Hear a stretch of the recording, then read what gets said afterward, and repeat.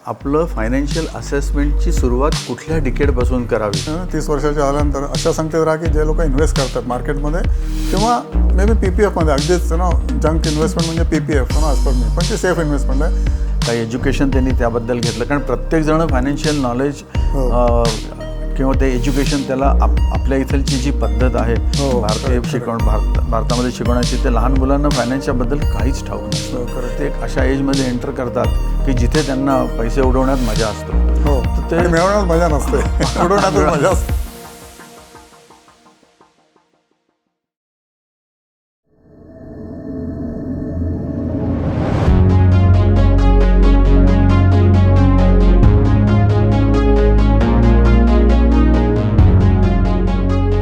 नमस्कार मित्रांनो, मैत्रिणींनो, आज आपल्याकडे स्पेशल गेस्ट आलेले आहेत आणि त्यांचं नाव आहे आनंद चिटणीस. ओके, ते फायनान्शियल कन्सल्टंट आहेत. सेंट्रल बँकमधून त्यांनी बरंचसं काम तिकडे केलं. त्यानंतर वेगवेगळ्या बँकांमध्ये ते राहिले आणि त्यानंतर त्यांनी बँकांसाठी कन्सल्टिंगचं काम सुरू केलं. आणि आता त्यांचे काय प्रश्न आपण बघूया. त्या चॅनलमध्ये आपण काय करतो, वेगवेगळ्या क्षेत्रातील लोक बोलवतो आणि त्याच्याप्रमाणे यांचं क्षेत्र टोटली वेगळं आहे. He is an consultant and that also in IT cum finance. Okay, this is very rare combination. एक तर लोकांना IT माहिती असतं, नाही तर फायनान्स माहिती असतं. तर he is an ex banker आणि त्याने ITमध्ये पण भरपूर झेप घेतलेली असं दिसतंय. तर बघूया आपण त्यांचे काय प्रश्न आहेत ते. नमस्कार. नमस्कार. माझा पहिला प्रश्न असा आहे की साधारणतः मनुष्याच्या जीवनामध्ये आपण जर त्याचं जीवन डिकेड्समध्ये मांडलं गेलं तर 7, 8, 9 डिकेड्सपर्यंत माणूस आजच्या काळामध्ये जगत आहे. पण या दरम्यान त्याला हे कळत नसतं की आपलं फायनान्शियल असेसमेंटची सुरुवात कुठल्या डिकेडपासून करावी. पहिले आयुष्याचे पहिले 2 डिकेड जे असतात ते तर सहज असेच निघून गेलेले असतात. कारण प्रत्येकजण वॉरेन बुफेसारखा 13व्या वर्षी फायनान्शियल अवेअरनेस आलेला आहे. It was a god gift to him. पण साधारण एक कॉमन माणसाने आपलं फायनान्शियल असेसमेंट वयाच्या कुठल्या दशकामध्ये सुरुवात केली पाहिजे, याच्याबद्दल आपण जर काही सांगू शकाल? शुअर. तुम्ही जो प्रश्न विचारला खूपच गहन प्रश्न आहे आणि बऱ्याच लोकांना हा सत्वत असतो किंवा मी किती वर्ष जगेन, मी 70 वर्ष जगेन, 80 वर्ष जगेन का 90 वर्ष जगेन. तर माझं असं म्हणणं आहे की आपण मार्जिन ऑफ सेफ्टी, जसं फायनान्समध्ये कन्सेप्ट आहे तशी मार्जिन ऑफ सेफ्टी ठेवून 90पर्यंत तुम्ही प्लॅनिंग केलं पाहिजे. You may live 70, 80, 90 whatever it is, but then you plan for 90 so that you don't keep on counting. अजून मी किती वर्ष जगणार आहे, माझ्याकडे एवढेच पैसे राहिलेत. हा मेनली प्रॉब्लेम असतो बहुतेक वृद्धांना किंवा सिनियर सिटीजन्सला. तर तुम्हाला प्रश्न पडू नये म्हणून you plan for 90 so that margin of safety is taken care of at least 10 years. Okay, beyond that also you can, but then you have assurance की हां, माझे पैसे भरपूर वाढले आहेत. I am not dependent on my children, I am dependent only on my savings and my income. Obviously once you are having income, everybody will be around you very joyfully. आणि हे आपण बघितलेलं आहे की ज्यांना पेन्शन मिळतं ते आईवडील घरामध्ये असतात, त्यांचं पेन्शन येत असतं दरवर्षी किंवा दर महिन्याला, आणि त्याप्रमाणे कंट्रीब्यूट पण होत असतं घरात आणि घराचा खर्च प्रॉपरली चालू असतो. ओके, त्यामुळे तुम्ही फायनान्शियली सॅव्ही राहणं till the age of 80-90 is a must. Okay, आणि त्याच्याकडे पहिली गोष्ट आहे ती सेव्हिंग करा. आणि सेव्हिंग कधी कसं करा, तर saving start at the first job or 30पर्यंत तुम्हाला पैसे मिळवायलाच लागतील. त्यामुळे 30पासून तुम्ही प्लॅनिंग करा आणि त्यानंतर invest in a right manner. आणि तुम्हाला काय माहिती नसलं तर पहिल्यांदा लर्न फ्रॉम समबडी. ओके, आपण जशी संगत असते आपल्याला त्याप्रमाणे आपण बनतो. तर लहानपणीच तुम्ही 30 वर्षाच्या झाल्यानंतर अशा संख्येत राहा की जे लोक इन्व्हेस्ट करतात मार्केटमध्ये किंवा मे बी PPFमध्ये अगदीच जंक इन्व्हेस्टमेंट म्हणजे PPF ॲज पर मी, पण ते सेफ इन्व्हेस्टमेंट आहे. पण जो इन्व्हेस्ट करतो आणि पैसे वाढवतो आहे, तर अशा संख्येत राहा तुम्ही सो दॅट तुम्हाला गोडी लागेल. आणि तुमचे पहिले 5 वर्षात जसे पैसे वाढतील ॲटोमॅटिक तुम्हाला गोडी लागणार. बरेचसे लोक मला विचारतात की मला गोडीच नाही आहे पैशाची, कारण त्यांना फॅट सॅलरी आहे. आत्ता फॅट सॅलरी आहे, पण तुमचे एक्सपेन्सेस एवढे वाढतील गोईंग फॉरवर्ड की तुम्हाला ती फॅट सॅलरी पुरणार नाही. हायर अँड फायर पॉलिसी इंडियामध्ये आहे. You don't know when your job will be there or not there. त्यामुळे सेल्फ सफिशियंट असायला पाहिजे at the age of at least 55 and then you can do whatever you like आणि continue with your काय hobbies असतील वगैरे वगैरे. तर 30 वर्षापासून चालू करायला पाहिजे, 90पर्यंत प्लॅनिंग करायला पाहिजे. आता असेसमेंट म्हणजे आपल्याला आपलं फायनान्शियल असेसमेंट म्हणजे आपली इन्कम काय होते, आपले एक्सपेन्सेस काय होतात आहे, आणि मग त्याच्यापुढे आपल्याला पुढच्या आयुष्यामध्ये कम्फर्ट मिळण्याकरता जे इन्व्हेस्टमेंट करायचं तर त्याचं प्लॅनिंग लागतं. बरोबर. पण असंही म्हणतात की man proposes and God disposes. बरोबर. आणि असंही म्हणतात की failing to plan is planning to fail. आता माणसांनी म्हणजे प्लॅनिंग करावं नाही करावं, कसं करावं, हे थोडंसं आपण नाही हे तुम्ही म्हणता बरोबर आहे. Man propose and God dispose is a famous saying in our age. आता नवीन मुलांना पण हे माहिती असेल किंवा नसेल मला माहीत नाही, पण इट ऑफन हॅपन्स की आपण काहीतरी प्लॅन करतो आणि तसं होतच नाही. पण ह्याच्यामध्ये फायनान्शियल प्लॅनिंगमध्ये तुम्ही 30 वर्षापासून सुरुवात केली म्हणजे अर्ली स्टेज, आता कोणाला 25 वर्षाला जॉब मिळतो किंवा कोणाला 22व्या वर्षी पण जॉब करावा लागतो बिकॉज ऑफ फायनान्शियल कंडिशन्स की पुढे शिकता येत नाही म्हणून.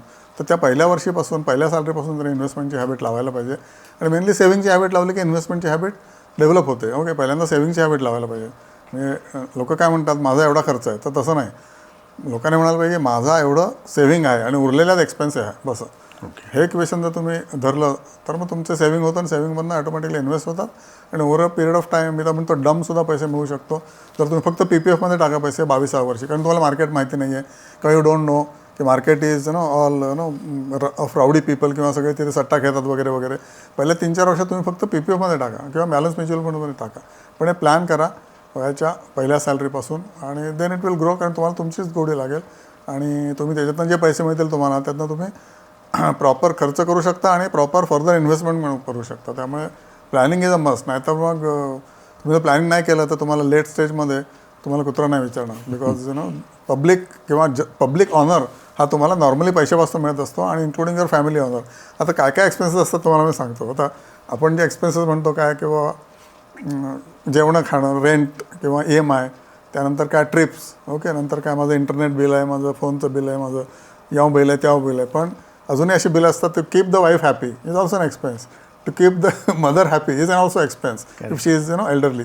Keep your kids happy is an also expense. You don't count on that. तुम्ही काय म्हणता त्याचं एज्युकेशन झालं त्याच्यासाठी मी प्लॅन केलं, पण त्याच्या जॉयसाठी पण तुम्हाला प्लॅन करायला लागतं. म्हणजे तुम्ही तेव्हाच प्लॅन करू शकता जेव्हा you are having other income from the market. Maybe every year you may not get, but every 5 years you will definitely get thumping काय म्हणायचं रिटर्न्स. तर त्याच्यासाठी हे प्लॅनिंग मस्ट आहे. आणि that's how you can say की man proposes god disposes मला applicable normally नाही आहे. ओके, त्याच्यामध्ये होऊ शकतं काहीतरी ॲक्सिडेंट्स इन्सिडेंट्स पण. So that is what I want to say. तर हे फायनान्शियल नॉलेज जे असतं हे माणसाला त्याच्या आयुष्यातल्या अनुभवामुळेच मिळत असतं की त्यांनी काही स्पेसिफिक एफर्ट्स घेऊन ते नॉलेज गेन केलं पाहिजे, काही एज्युकेशन त्यांनी त्याबद्दल घेतलं. कारण प्रत्येकजण फायनान्शियल नॉलेज किंवा ते एज्युकेशन त्याला आपल्या इथलची जी पद्धत आहे भारतीय भारतामध्ये शिकवण्याची, ते लहान मुलांना फायनान्सच्याबद्दल काहीच ठाऊक नसतं आणि ते अवेअरनेस नसल्यामुळे आणि नंतर ते एक अशा एजमध्ये एंटर करतात की जिथे त्यांना पैसे उडवण्यात मजा असतो. तर ते मिळवण्यात मजा नसते, उडवण्यात मजा असते. आधी वडिलांचे पैसे उडवतात आणि नंतर मग आपले कमवायला लागले की म्हणतात आता माझे हक्काचे आहेत म्हणून तेही उडवतात. तर म्हणजे कुठेनी सुरुवात केली पाहिजे की आपण त्याला अनुभव घेऊन आणखीन त्याला फायनान्शियल नॉलेज आलं पाहिजे की नाही, एक कॉन्शियस एज्युकेशन घेतलं पाहिजे जेणेकरून त्याचं पुढचं आयुष्य जे आहे ते सुचारू रूपाने चालू शकेल. ॲब्सोल्युटली परफेक्ट क्वेश्चन आहे आणि भारतीय गव्हर्नमेंटसाठी पण ॲप्लिकेबल आहे. आता अमेरिकेमध्ये बघितलं तर तुम्ही त्यांचं हे सेव्हिंग हॅबिट्स आणि कारण इन्व्हेस्टमेंट हॅबिट्स हे टिपिकली वयाच्या 15 वर्षीपासून सुरू होतात असं मला कळलेलं आहे. म्हणजे बरेच नातेवाईक तुमचे पण असतील, आमचे पण आहेत. ते म्हणतात 15 वर्षीपासूनच आमचे मुलं इन्व्हेस्ट करतात आणि त्यांना शाळेतूनच शिकवलं जातं. आणि काय शिकवलं जातं बेसिक मॅथमॅटिक्स. बेसिक मॅथमॅटिक्स काय बेरीज वजाबाकी गुणाकार. तर गुणाकार कसा इम्पॉर्टंट आहे दॅन बेरीज. ओके, भागाकार कसा प्रॉब्लेमॅटिक आहे दॅन गुणाकार. म्हणजे तुम्ही भागाकार करू शकता, गुणाकार करू शकता लाईफचा, तर ते कसं करायचं, स्क्वेअर रूट सगळं शिकवतात. हे सगळं मार्केटमध्ये आहे. आणि पर्सेंटेज, शेवटी market is all percentage game. Okay, तुम्हाला 5% रिटर्न मिळते तुमच्या इन्व्हेस्टमेंटमधनं from the let's say FD post tax, का 11% मिळते post tax in the let's say flexi cap fund किंवा दुसऱ्या कुठल्या फंडामध्ये. तर टॅक्स जाऊन म्हणजे रिस्क फ्री रिटर्न तुम्हाला इन्फ्लेशन जाऊन first thing is tax free return, second thing is risk free return. तर रिस्क फ्री रिटर्न काय आहे तर पोस्ट इन्फ्लेशन तुम्हाला किती रिटर्न मिळते. तर पोस्ट इन्फ्लेशन तुम्हाला रिटर्न चांगलं मिळायला पाहिजे which is should be more than 10%. Then you are better off. तुम्ही खूप म्हणजे महत्त्वाचा मुद्दा सांगितला की पुष्कळदा आपण आपले इन्कम वाढवण्याच्या दरम्यान हा विचारच केलेला नसतो की वर्षभरात जे इन्फ्लेशन वाढलंय ते फॅक्टरच केलं जात नाही, करतच नाही आपण. आणि ॲक्च्युअली मग जो नेट आपला इन्कम वाढलेला आहे तो खरोखर म्हणजे फॉल्स प्रमोशन्स किंवा फॉल्स इन्क्रिमेंट्स मिळालेत की काय असं वाटू लागतं. करेक्ट. आणि आपण काय करतो आपलं इन्कम किंवा काय म्हणायचं increase income we couple with increments. The increments are not certainty नावडेज. Increment may be will get 6%, 7%. एखाद्या वर्षी कुठली कंपनी इन्क्रीमेंटच देत नाही, अशी कंडिशन सध्या झालेली आहे. अमेरिकेमध्ये सुद्धा किंवा चायनामध्ये सुद्धा 2% इन्क्रीमेंट मिळतं. ओके, आपल्याकडेच 10% 15% माझ्या वेळेला कॉमन होतं. आता ते मला वाटतं 8 ते 9% झालेलं आहे आणि going forward it might go to 5 to 6%. जसं आपण अमेरिकेला फॉलो करतोय सगळ्याच गोष्टीमध्ये, तर इन्क्रीमेंटला पण ऑटोमॅटिक फॉलो होणार आहे. जसं TCSने इन्क्रीमेंट लेट्स यावर्षी दिलं की नाही माहीत नाही, पण ते पोस्टपोन देणार इन्क्रीमेंट्स किंवा प्रमोशन्स पोस्टपोन करतात की यावर्षी काही नाही बाबा तुम्हाला असं. तर यू डोंट काय म्हणायचं, फायनान्समध्ये your income is always to be under estimated and expenses to be always over estimated. ते प्रिन्सिपल तुम्ही मुलांना भारतामध्ये 9वीपासून शिकवायला पाहिजे. आपल्याकडे 9वीपासून हे सगळं टाकला गव्हर्नमेंटला. म्हणजे I am appealing through this channel to government की finance ministry as well as education ministry की तुम्ही हे शिकवा. त्याच्यामुळे तुम्ही पण इंडिपेंडंट व्हाल फ्रॉम फायनान्शियल बर्डन ऑफ गरीब लोक. कारण त्यांना म्युन्सिपल स्कूलमध्ये पण हा सब्जेक्ट तुम्ही टाकला पाहिजे की सिम्पल आहे, मॅथमॅटिक्सचंच एक्सटेन्शन म्हणून टाकायचं की फायनान्शियल फ्रीडम तुम्ही कसा मिळवाल ओव्हर पिरियड ऑफ. पहिल्यांदा financial freedom from your parents, त्यानंतर financial freedom from your company, असं त्यांना शिकवायला पाहिजे. आणि बेसिक नॉलेज आहे, एक्सपिरियन्समधून तर येतच येतं, पण फंडामेंटल तुमचा तोंडी हिशोब जर चांगला असेल. आता आमच्याकडे आमचे वडील आम्हाला जेवताना किंवा काही काम करताना तोंडी हिशोब घालायचे आणि ते मला इतके उपयोगी पडतात आता पर्सेंटेज वाईज किंवा पटकन आपल्याला कुठलाही तुम्ही मला गणित सांगा, मी अप्रॉक्सिमेट त्याचं उत्तर नक्की लगेच देऊ शकतो. तर तोंडी गणित खूप उपयोगी पडतं मार्केटमध्ये सुद्धा. त्याचा डिव्हिडंड देतो आहे, 10 रुपयाचा शेअर फेस व्हॅल्यू आहे, त्याला 100% डिव्हिडंड दिलं म्हणजे किती डिव्हिडंड आलं, 10 रुपयाला 10 रुपये डिव्हिडंड आलं, कारण 100%. मग तो शेअर समजा 100 रुपयाचा आहे आत्ता, तर तुम्हाला डिव्हिडंड येईल किती पडली, 10% पडली. हे तुम्हाला कळायला पाहिजे की 10% ना. पण हेच जे आहे ना आता जसं फायनान्शियल फ्रीडम हा एक म्हणजे असं उच्चारलं की माणसाच्या मनाला थोडंसं असं जड वाटू लागतं आणि त्याला त्या फायनान्शियल जार्गन्स कळत नसतात सर.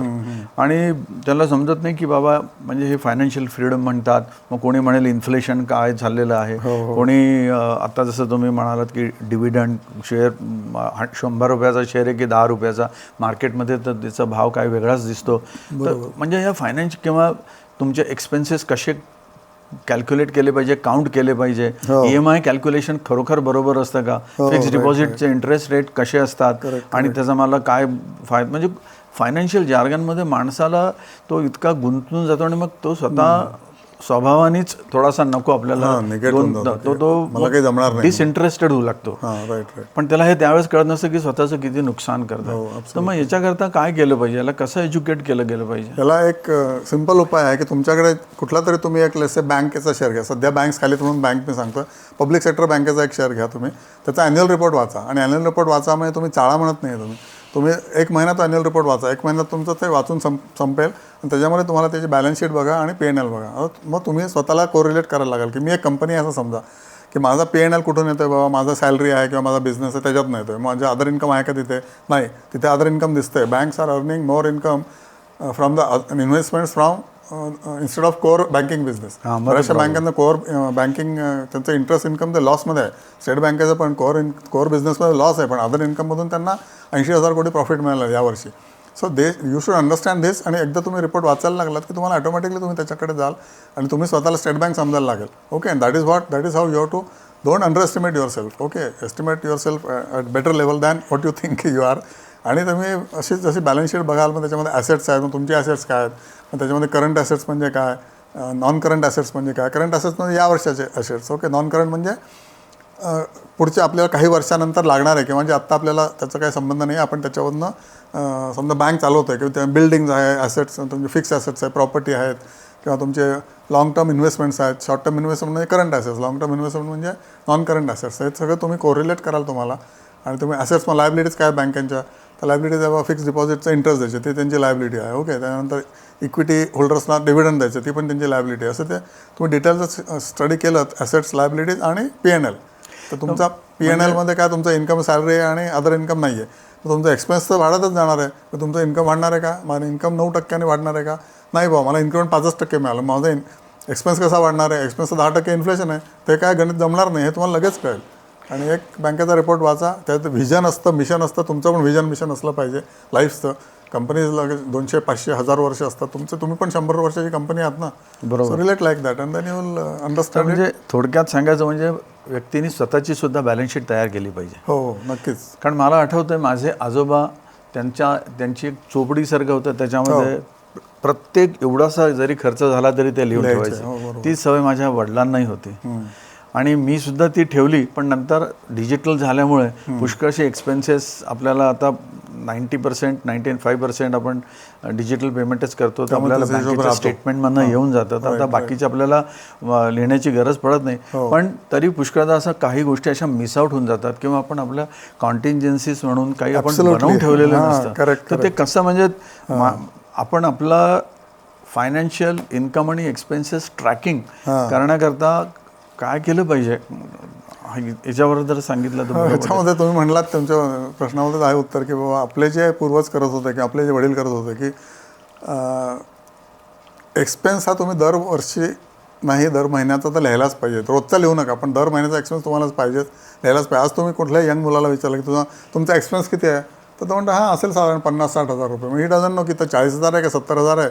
आणि तो हे म्हणत नाही की माझा महिन्याचा एवढा आणि वर्षाचा एवढा आहे, कारण काही आयटम वर्षातून एकदा येत असतात, काही आयटम फक्त महिन्याचे असतात असे. तर ओव्हरऑल ही डझन आन्सर तर जनरली माहिती असतं त्याला, पण नॉट प्रिसाईज. आणि प्रिसाईज म्हणजे ±5-10% सुद्धा ओके, पण ते सुद्धा माहीत नसतं कारण ते मांडतच नाहीत खर्च. पहिल्यांदा तुम्ही खर्च मांडला पाहिजे. तुम्ही एक्सेल शीटमध्ये सगळे एक्सपर्ट आहात, एक्सेल शीटमध्ये टाका या महिन्याचा खर्च, ओके, प्रत्येक महिन्याचा तो खर्च तुम्ही एक्स्ट्रापोलेट करा. नंतर वर्षाचे कुठले खर्च असतात ते काय, सोसायटीचा काय म्हणायचं मेंटेनन्स खर्च असतो, आपला इन्शुरन्सचा खर्च असतो, व्हेकल चा इन्शुरन्सचा खर्च असतो, स्वतःचा इन्शुरन्स असतो, ते सगळे ॲन्युअल खर्च असतात. असे 10-15 ॲन्युअल खर्च असतात एकदा. त्यामध्ये वेडिंग्ज असतात, कोणाचे वाढदिवस असतात, कोणाचं अजून काय असतं, 81 कोणाची असते, कोणाचं बारसं असतं. ते सगळे एक्सपेन्सेस वर्षातून एकदा तरी येतातच येतात. तर ते सगळे टाका. देन यू अंडरस्टँड की आपलं महिन्याचं बजेट मे बी 50,000 आहे, पण आपलं ॲन्युअल बजेट किती आहे, 6 लाख आहे का नाही, ते 10 लाख आहे. Then you will come to know की अरे 10 लाख कुठं आणायचे आपण, 6 लाखाला मी तयार आहे कारण माझी सॅलरी तशी आहे. पण 10 लाखाला तुम्ही तयार असलं पाहिजे ना. Then only you stand test of time. कुठली गोष्ट if you don't stand test of time तर तुम्ही मग एवढं शिकून काहीच फायदा नाही. तुम्ही शिकताय कशाला. You have to be financially good enough to save your honour आणि युअर काय म्हणायचं स्वावलंबन आणि तुमचं स्वतःचा स्वाभिमान तुम्ही जागृत ठेवला पाहिजे ॲट ईच एज. तुम्ही 40 वर्षाचा असाल, 50चे असाल, नाही तर 70चे असाल. आणि मनी डझंट गिव्ह एव्हरीथिंग, पण 90% of the things resolve based on what money you have. कारण त्याप्रमाणेच तुमचे मित्र तुमच्या आजूबाजूला असतात. आणि शेवटी आयुष्य काय, purpose of life is to generate joy for others and for self, right. ते जनरेट होतं basically you are having multiple friends. तुमचे आजूबाजूचे नातेवाईक खूप क्लोज, जे तुमचे टेक केअर करू शकतात इन केस ऑफ नीड. आणि नशिबाने तसं नाही झालं तर चांगलंच आहे की okay you are on your own. पण शेवटी मनी मॅटर्स. म्हणजे बरेचसे लोक म्हणतात नाही मनी काय मला माझ्या फक्त नीड्स एवढे मी खिचडीच खातो रोज, मला काही लागत नाही, मी हॉटेलमध्ये पण जात नाही. तू जात नसशील ना, पण इतरांना तुला घेऊन जायला लागतं हॉटेलमध्ये. त्यामुळे you must have to celebrate your friends birthday, so you have to have money at the age of 70 also ना. तर खर्च मांडला पाहिजे. आणि तुमचं सॅलरीचं पण तुम्ही यू शुड, आता तुम्हाला माहिती आहे सॅलरीमध्ये माझं काय स्टेटस आहे, मी बॉसच्या जवळ आहे, लांब आहे का, मला पुढच्या वर्षी फोर्स रेसिग्नेशन मिळू शकतो, द्यावं लागेल. तुम्हाला माहिती असतं, तुम्ही 10 वर्षाचं तुमचं चित्र मांडा सॅलरीचं काय असेल ते, त्या बेसिसवर तुम्ही एक्सपेन्स लिमिट करायला पाहिजे. आणि जर मिळाला चांगला तुम्हाला जर ब्रेक, तर obviously you should increase your expenses. पण तुमच्या इन्व्हेस्टमेंटमधनं तुम्ही तुमचे जे वार्षिक खर्च असतात ते काढू शकता, असं माझं मत आहे. महिन्याचा खर्च मे बी तुमच्या सॅलरीपासून. पण आता जसं तुम्ही सांगितलं इन्कम आणि एक्सपेंडिचरची आपली मांडणी केली पाहिजे. आता मी बऱ्याच लोकांशी भेटतो वगैरे, तर काही लोक मला असं सांगतात की there are 4 ways of investment. एक तुम्ही गोल्डमध्ये करू शकता, दुसरं तुम्ही लँड किंवा असेट्स प्रॉपर्टी वगैरेमध्ये करू शकता, तिसरे तुमचे डेट इन्स्ट्रुमेंट्स असतात, आणि चौथं स्टॉक मार्केट आहे. आता एक कॉमन माणसं, माझ्यासारख्या माणसाला अजून समजत नाही की आपण आता आज बघितलं तर गोल्डचे भाव काय, कुठे इन्व्हेस्टमेंट करणार. आज प्रॉपर्टीजमध्ये किंवा लँड बघायला जा, तिथे सुद्धा भयंकर भाव झालेले आहेत. डेट इन्स्ट्रुमेंटमध्ये तुम्हाला रेट ऑफ इंटरेस्ट, आज फिक्स्ड डिपॉझिट म्हटलं, एक डेट इन्स्ट्रुमेंट म्हटलं, जरी ते माझा कॅपिटल वाचेल आहे, पण त्याच्यावरती येणारा व्याज आणि त्याच्यावरती लागणारा TDS, मग त्याच्यामुळे मला काय रिटर्न. आणि स्टॉक मार्केटमध्ये तर हवाबाजीच वाटते अशी, की असं वाटतं की याच्यामध्ये माणूस फसला की काय, पैसा टाकला आणि उद्या म्हणजे नॉर्मल असाच घेतलेला शेअर खाली जातो, विकलेला शेअर वर जातो, यामुळे कळत नाही. तर साधारण माणसाला या खूपच गुंतागुंतीचं वाटतं. याच्यामध्ये त्यांनी काय विचार केला पाहिजे आणि कसं इन्व्हेस्टमेंट केलं गेलं पाहिजे. आणि खरोखर हेच फक्त 4 भाग आहेत का इन्व्हेस्टमेंटचे? नाही, इन्व्हेस्टमेंटचे टिपिकली 10 भाग असू शकतात. आणि त्याच्यामध्ये तुम्ही पहिल्यांदा ॲसेट मांडा. जसं तुम्ही खर्च मांडता ना, तुमचा एक्सपेन्स, तसं तुमचे ॲसेट्स पण मांडा. ओके, ॲसेट्स काय काय असू शकतात तुमच्या. पहिल्यांदा लोक म्हणतात माझी फिक्स डिपॉझिट आहे, नंतर म्हणतात हां माझा PPF नाही आहे पण मी काढेन. PPF म्हणजे फिक्स इन्स्ट्रुमेंट पहिल्यांदा बघू. ओके, त्यानंतर तुमचं NSC किंवा पोस्ट ऑफिसमध्ये काय तुमचं एखादं खातं असेल 8% तुम्हाला मिळतं. चौथं आहे की तुम्ही सिनियर सिटीजन असाल तर SC/SS. तर 4 झाले फिक्स इन्कमचे स्त्रोत. ओके, त्याच्यानंतर मग let's go to real estate. तर रिअल इस्टेटमध्ये तुमचं जर एक घर असेल आणि तुमच्या नावाने असेल तर obviously need not go for the second real estate, because as per general knowledge किंवा तुम्ही कुठे बघा गुगल किंवा लोकांना म्हणजे 11% पर ॲनमनी CAGRनी रिअल इस्टेट वाढलेलं आहे. वेल मार्केटमध्ये तुम्हाला ॲव्हरेज इंडेक्स फंडमध्ये 15% आणि इंडिव्हिज्युअल स्टॉकमध्ये मच मोर दॅन 15% रिटर्न मिळतं. तर तुम्हाला कुठे रिटर्न जास्त मिळतं over a period of 5 years. तर रिअल इस्टेटमध्ये 11 वर्ष गेले कित्येक वर्ष 11% पर इयर मिळालेलं आहे. ओके, CAGRनी.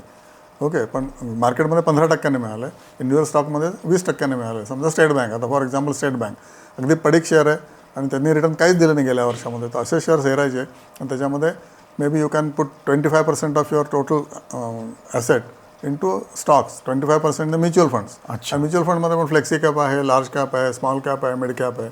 ते पण 4 ॲसेट क्लास झाले. म्हणजे इक्विटीचेच 5 ॲसेट क्लास झाले. एक डायरेक्ट स्टॉक्स, म्युच्युअल फंड्स आणि अजून एक ETF पण असू शकतो, एक्सचेंज ट्रेडेड फंड. याला कॉस्ट कमी आहे. कॉस्ट इज मे बी 0.05% किंवा 0.01%, इतकी कमी आहे compare to mutual fund which is having cost of 2% including brokerage. बरं, तर आता सेबीने रूल काढला की कमी करा. हो आता कमी झालं. ऑब्वियसली ते नाही झालं नाही अजून, ते कन्सल्टेशन पेपर आहे पण होईल over a period of time. कारण तुम्हाला सांगतो 72 लाख कोटी म्युच्युअल फंड ॲसेट निर्माण झाले भारतामध्ये गेल्या 10 वर्षात, 7 टाइम्स. म्हणजे 21% CAGRने लोकांनी म्युच्युअल फंडात टाकलेत. So people are getting wiser and wiser. तर that is good part. Okay, आणि 120 लाख कोटी आपलं इंडियाचं सेव्हिंग आहे दरवर्षी.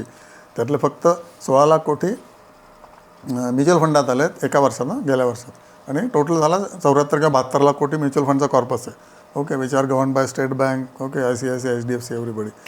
आणि 22 लाख कोटी FD वाढले यावर्षी, म्हणजे 24-25मध्ये. इकडे 18 लाख कोटी किंवा 16 लाख कोटी, तिकडे 22 लाख कोटी. म्हणजे अजूनही लोकांचा FDकडे कल आहे.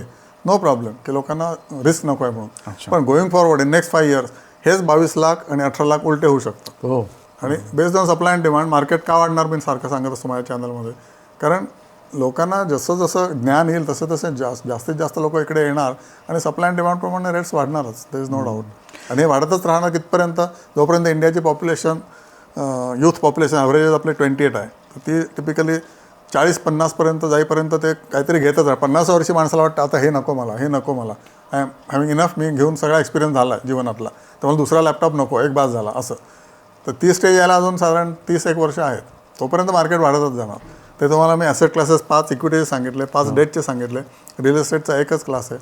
त्याच्यामध्ये ठीक आहे तुम्ही प्लॉट घ्या, पण ते जिथे तुम्ही कुठे घेताय त्याच्यावर अवलंबून आहे. ओके, त्याच्यात रिटर्न तुम्हाला जर 20-25% मिळणार असेल आणि खात्री असेल, पण त्याचं लिक्विडिटी नाही. हो, आज तुमच्या नावावर प्लॉट आहे, उद्या मी तुमच्या नावावर नसणार आहे. जे गोंधळ चालले आहेत डिपार्टमेंट्समध्ये, हां, you have to be there every day, then only that plot is yours. Otherwise तुम्ही जर वर्षात एकदा गेला तर तुम्हाला दुसरी बिल्डिंग झालेली दिसेल तिथे. I don't trust real estate at all. राहतं घर तुमच्या नावाने पाहिजे. ते सुद्धा मी नेहमी सांगतो की तुम्ही 40व्या वर्षी डिसाईड करा की तुम्हाला कुठल्या सिटीत राहायचं. देन यू नो की where you are stable. Otherwise till that time you don't know where you are stable. You are taking house in Bangalore at the age of 35. EMI जोरदार भरताय, नंतर तुम्ही मुंबईला जाता किंवा फॉरेनला जाता, ते भाड्याने देता. मग त्याचं किती येतं, 3% येतं तुम्हाला रिटर्न. बरोबर. मग 3% रिटर्नचे रिअल इस्टेटची काही जरूर नाही ना. आणि गोल्ड सिल्वर इज टिपिकली 10-10 वर्षांनी एकदा ती सायकल येते. So I don't recommend gold and silver much, except for may be यावर्षी चांगलं मिळालं म्हणून लोकल गोल्डला बोलतात, नाही तर कोणी गोल्डला 10%, 5%च म्हणायचे. सो एवढेच ॲसेट क्लास आहेत. तर आता जसं तुम्ही सांगितलं की साधारणपणे आपल्या म्हणजे भारतीय मेंटॅलिटी पॉईंट ऑफ व्ह्यूने 25 ते 30 वर्षामध्ये इन्व्हेस्टमेंट वगैरे किंवा सेव्हिंग ते सुरुवात केली पाहिजे. पण पुष्कळदा असं बघितलेलं आहे आणि माझेही मित्र आणि मी सुद्धा त्या प्रोसेसमधनं गेलेलो आहोत की आपण आपल्या वर्किंग लाईफमध्ये आपल्या परिवारालाच स्टेबिलाईज करण्यामध्ये इतका खर्च होऊन गेलेला असतो की ते इन्व्हेस्टमेंट करायला पैसे शिल्लक राहत नाही. आणि त्या bye the time that person is reaching retirement or has rich retirement, त्याची मुलं इस्टॅब्लिश होऊन ते इंडिपेंडंट झालेले असतात. आता तो म्हणतो की आता मला त्यांच्यावरती खर्च करायचा नाही आहे, पण इन्कम कमी झालेली आहे. आणि अशा वेळेस त्या सिनियर सिटीजननी मग इन्व्हेस्टमेंट कुठे करावं, काय करावं, कसं करावं. कारण त्याला पुढची लाईफ जरा तो 60-65 वर्षाचा असेल पण 90 वर्षापर्यंत जगणार आहे, तर मुलावरच्या पैशाच्या इन्कमवरती डिपेंडंट राहिलं पाहिजे की नाही, त्यांनी स्वतःचं आता असं योग्य इन्व्हेस्टमेंट केलं पाहिजे आणि ते करायचं आहे ते कुठे केलं पाहिजे जेणेकरून ते पुढचे 20, 10, 15 वर्ष जगणार असेल. He will be taken care of by his on earnings. Correct तुम्ही म्हणता तर बरोबर आहे. पैसे टिपिकली एकदा तुम्हाला पहिले 5 वर्ष before you start into wedding and relationship, ती 5 वर्ष तुम्हाला तुमची असतात की ज्याच्यामुळे तुम्ही वाचवू शकता पैसे, उडवू शकता दोन्ही. त्याच्यामुळे तुम्ही पैसे वाचवले पाहिजेत. Okay, to the extent you can. आणि ते जे पैसे तुम्ही जे सीड कॅपिटल असेल ना, may be that is 5 lakhs in today's जमाना, की माझ्या जमान्यामध्ये ते 50,000 होतं किंवा 1 लाख होतं.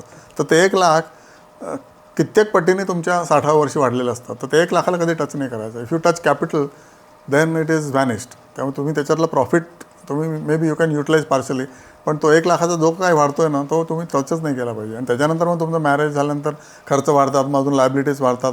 Not liabilities but your family grows and then you are sucked into that expense cycle. But by the time तुमचं प्रमोशन पण होत असतं, तुमची salary at the age of 40-45 tremendously वाढलेली असते. तर तेव्हा तुम्ही खर्चावर प्रचंड आळा घातला पाहिजे. म्हणजे 45 to 50 also you can save enough money to put into market. आणि पुढच्या 10 वर्षात ते परत डबल किंवा 4 टाईम्स झालेले असतात, की 5 वर्षात डबल, 4 वर्षामध्ये चौपट.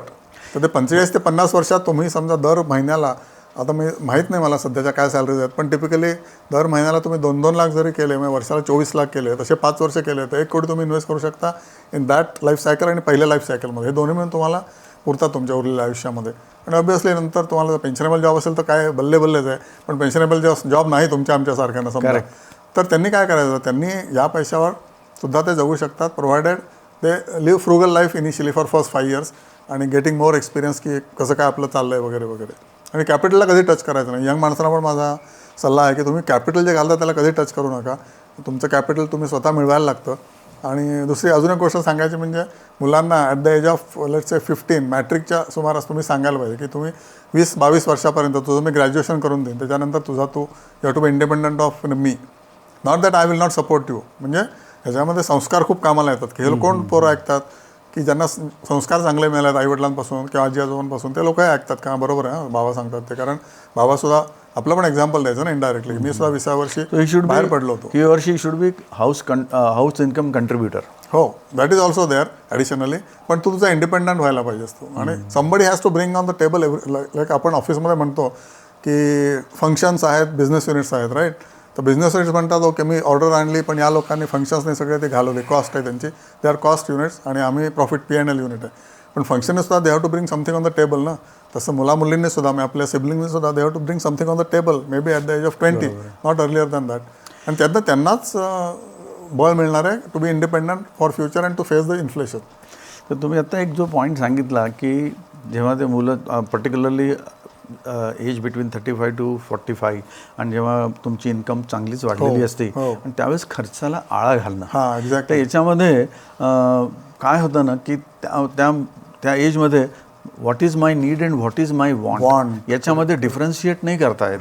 तर त्याच्यामध्ये कसं केलं पाहिजे की बाबा जिथे नीड आहे तिथे तू खर्च कर, पण वॉन्ट असेल तर तिथे खर्च करण्याची आवश्यकता नाही. करेक्ट. पण नीड आणि वॉन्टला सेपरेट आउट कसं करायचं, एखाद्याला कसं कळेल की ही माझी नीड आहे की ही माझी वॉन्ट आहे. बरोबर आहे तुम्ही म्हणतात. जो खर्च आपल्याला पोस्टपोन करता येईल दॅट इज वॉन्ट, आणि जो खर्च पोस्टपोन करता येत नाही दॅट इज नीड. आणि मी तर म्हणतो तुम्ही वॉन्ट पण काय म्हणायचं खर्च करू शकता, provided you are in the market at the right time. Early एजमध्ये तुम्ही जर असाल तर तुम्ही वॉन्ट्स, आणि मी नेहमी सांगतो की तुम्ही जी मजा मस्ती करायची आहे ती तुमच्या मार्केटच्या खर्चामधूनच करायची, मार्केटच्या उत्पन्नामधूनच करायची, आणि वाट बघायची जोपर्यंत मार्केटवरती जात नाही. जसं सध्या चाललं आहे की मार्केट तिथेच आहे, काही केलेलं नाही, तर you wait for another 1 year and spend what you are going to go to USA today, may be you can go after 1 year with by business class. तेवढं मार्केटमध्ये पोटेन्शियल आहे जर तुमची इन्व्हेस्टमेंट चांगली असेल तर. पण आत्ताच मला जायचं आहे US हे चुकीचं आहे, कारण आता मार्केट डाऊन आहे. सगळ्यांचे portfolio may be at the same level आहेत किंवा जुन्या माणसांचे अजूनही प्रॉफिटमध्ये आहेत, पण नवीन मुलांचे आता सगळे लॉसमध्ये असू शकतात, 10-20%, 20%. आणि मग ते म्हणतील की नाही आता मला जायचं आहे तर मी आता लॉसमध्ये शेअर करतो. That is the biggest blunder they will do, म्हणजे biggest mistake blunder they will do. So असं नाही कधी करायचं. आणि नीड्स अँड वॉन्ट्समधला फरक आपल्याला typically this is the ultimate definition की जे पोस्टपोन करू शकतो ते वॉन्ट आहे. आणि पुष्कळदा असं म्हणजे हाही धरून चालतात की आपण इन्शुरन्स केलं आहे म्हणजे दिस इज अन इन्व्हेस्टमेंट. बरोबर आहे का? अगदीच चुकीचं आहे, टोटली चुकीचं आहे. इन्शुरन्स तुम्ही जर करता ना ते तुमच्या काय म्हणायचं हेल्थसाठी करत असतात त्यामुळे प्लेन व्हॅनिला इन्शुरन्स करा आणि जी इन्व्हेस्टमेंट लिंक जी पॉलिसी असते ना त्यामुळे तुम्हाला 60% वगैरे रिटर्न मिळतं. त्यामुळे तुम्ही FD करता त्याच्यामध्ये. इन्व्हेस्टमेंट म्हणजे it is not 7% no return, it is typically 15% and ahead return. That is what is investment. करावं की नाही करावं? मी तर इन्शुरन्स माझं कधीच केलं नाही, कारण I trusted in market so much की माझा एकही इन्शुरन्स नाही आहे, माझ्या बायकोचं एकही इन्शुरन्स नाही आहे, मुलीचं तिच्या आता कंपनीमध्ये होतं, so she is insured by company, but we don't have any insurance. Market is insurance.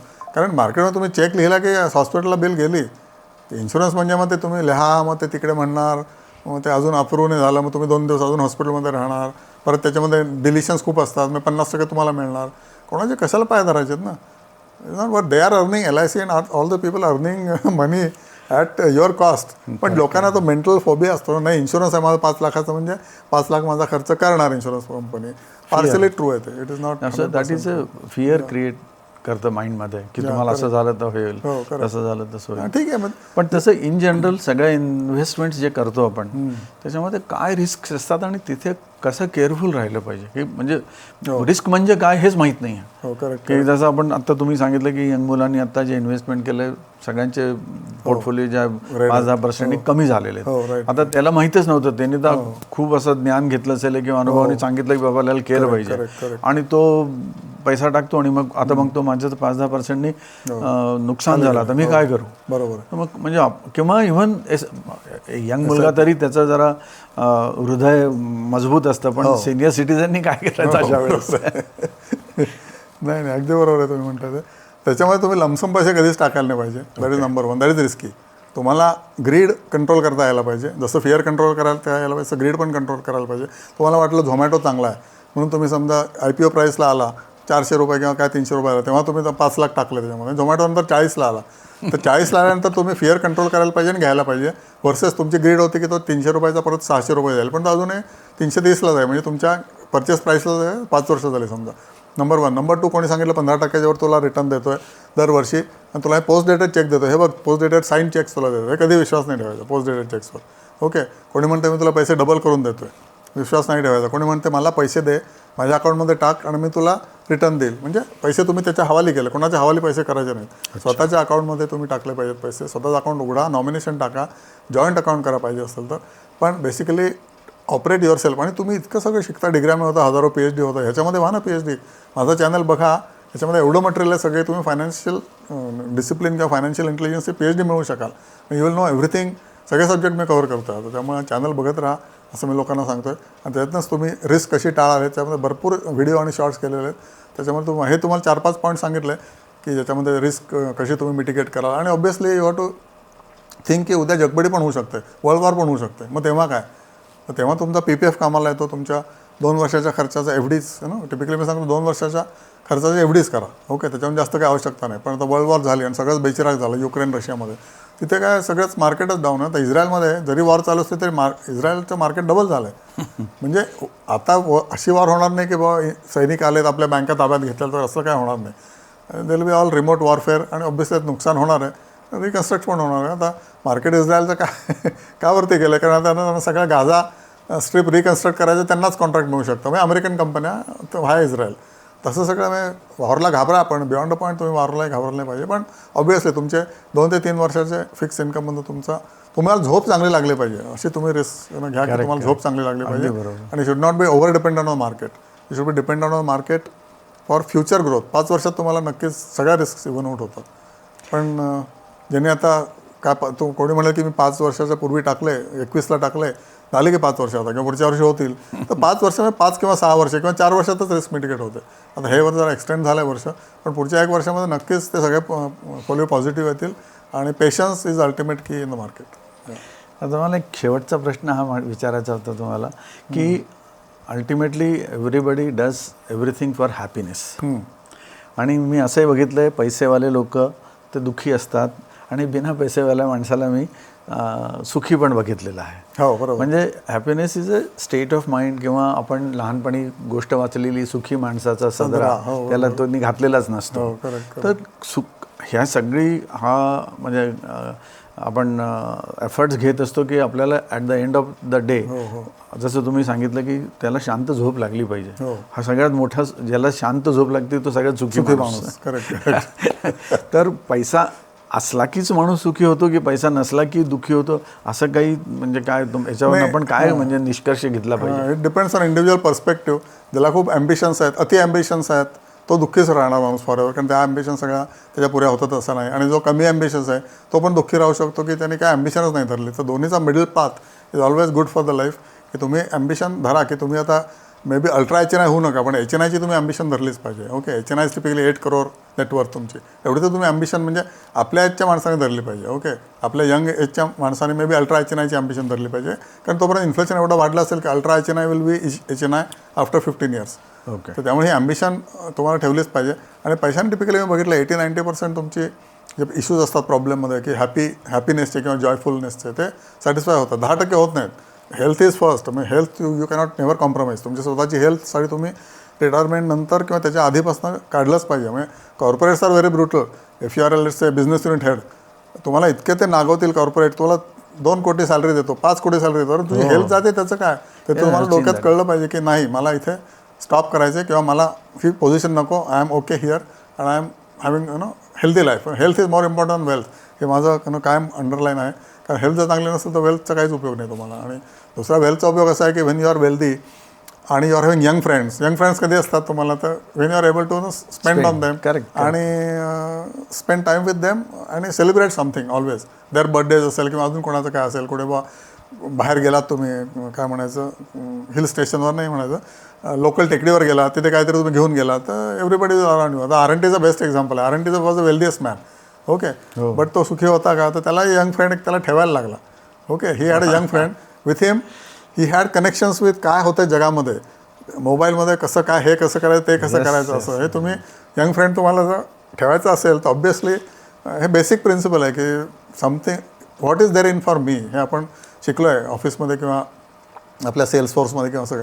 माझ्यासाठी काय त्याच्यात, तर मी करेन ना. तर छोटा मुलगा पण म्हणतो किंवा आजूबाजूचे रिलेटिव्स पण म्हणतात what is there in it for me.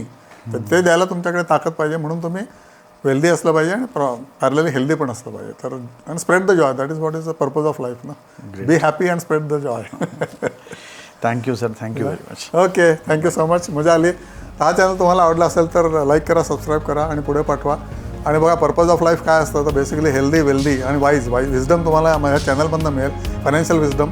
Parallel मी असे काही अनेक्डोट्स पण देत असतो की how you need to be both healthy, wealthy आणि वाईज. तर ते पण तुम्ही अभ्यास करा, नोट्स काढा. नोट्स आपल्याला कसं गाईड असतं की नाही, शाळेमध्ये आपलं गाईड असतं, तर हा चॅनल तुमच्यासाठी गाईड आहे. तर गाईडचं तुम्ही स्वतः छापून घ्या, म्हणजे तुम्ही नोट्स काढा तुम्हाला आवडलेल्या गोष्टी किंवा सगळ्याच माझ्या रील्स आणि व्हिडिओमधनं. तुम्हाला चॅनल नक्कीच मदत करेल to spread joy for you and as well for others. Okay, thank you so much and take care.